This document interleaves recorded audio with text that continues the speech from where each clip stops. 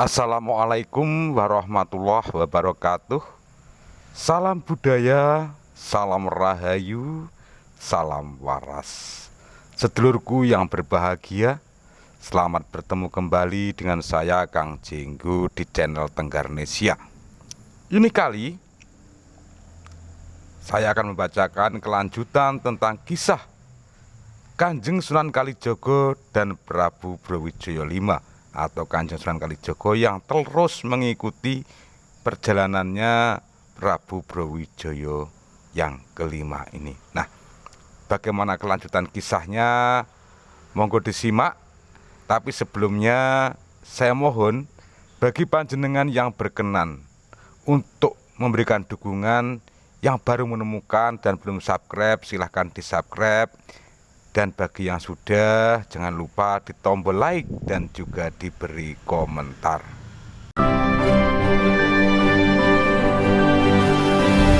Condro lan Kartika Haneksen.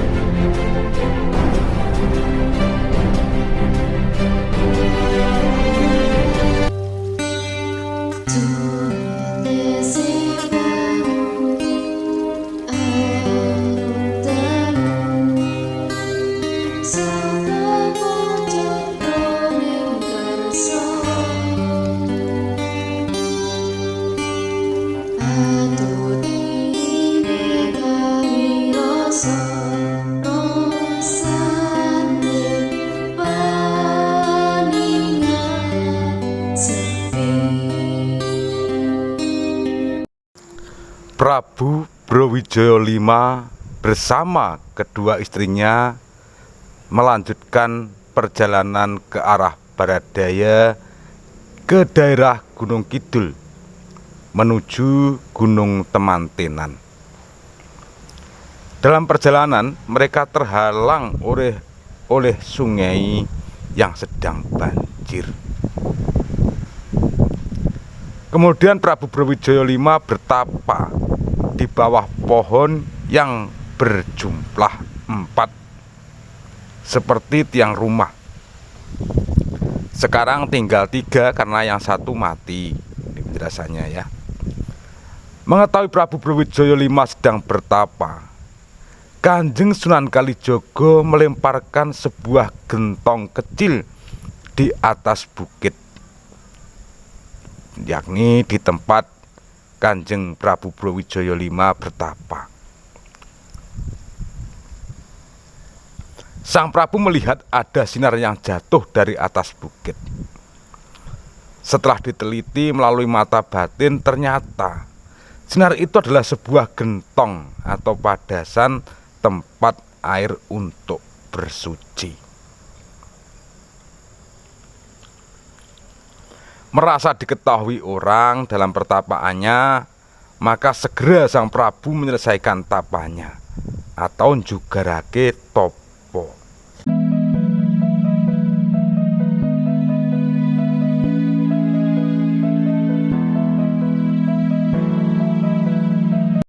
Sedangkan terjadinya peristiwa tersebut, saat ini daerah itu diberi nama Gunung Gentong.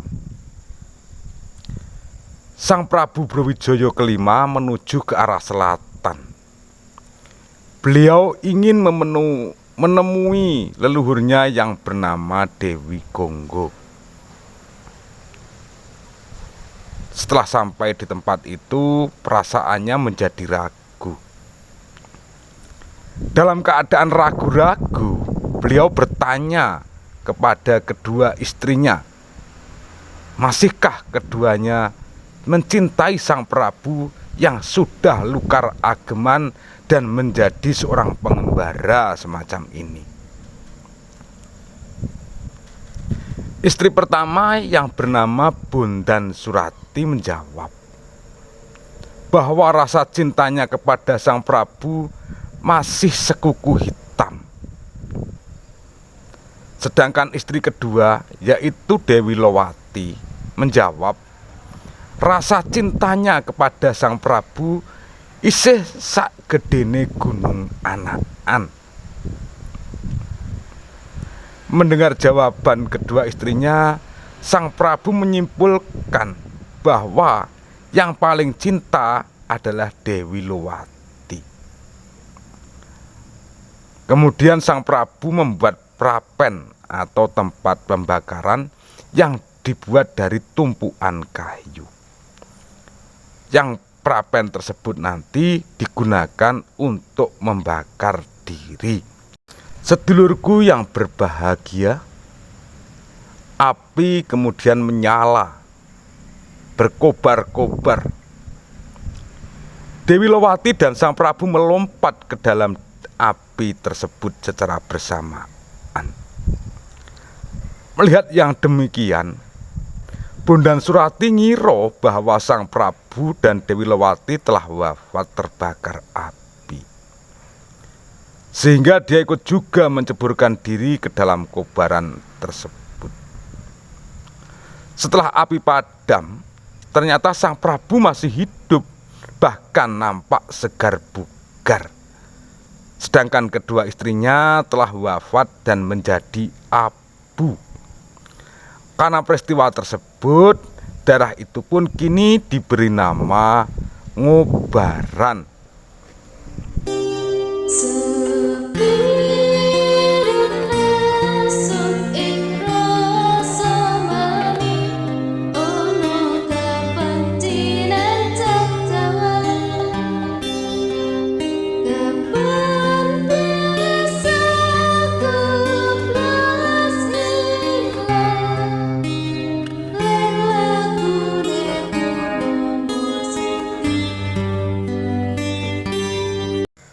Setelah turun dari prapen, kemudian Sang Prabu berkeinginan menjamasi pusaka yang dibawa serta dalam perjalanan.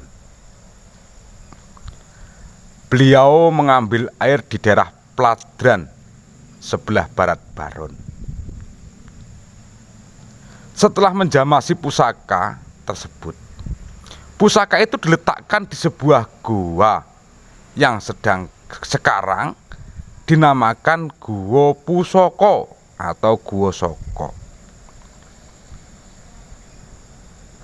Prabu Brawijaya V kemudian melanjutkan perjalanan hingga di daerah Butuh. Di situ beliau dijuluki sebagai Ki Ageng Butuh. Kemudian perjalanan dilanjutkan sampai ke desa Serat, yang dimana panjenenganipun Prabu Brawijaya V merubah namanya menjadi Ki Ageng Serat. Kemudian Sang Prabu melanjutkan perjalanan sampai di Dukuh Gebang Sawar.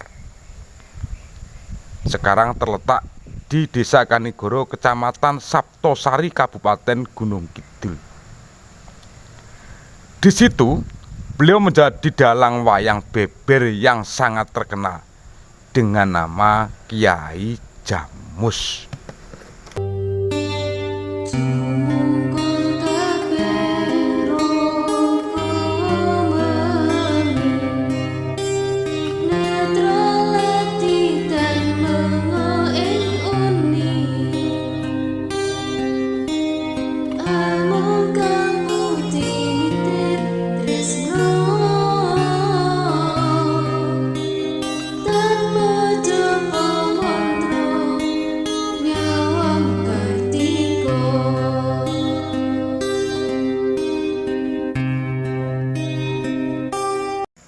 Sedulurku sekalian,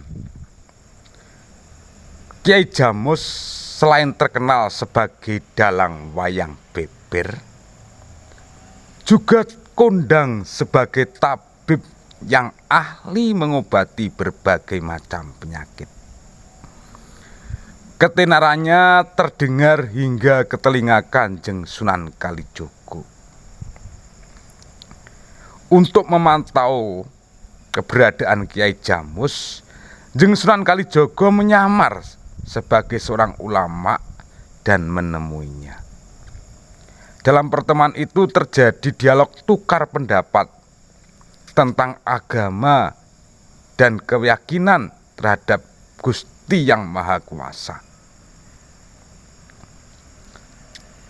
Setelah terjadi dialog tersebut, Kyai Jamus banyak menuruti apa nasihat dari Sunan Kalijaga yang sedang menyamar sebagai seorang sepuh.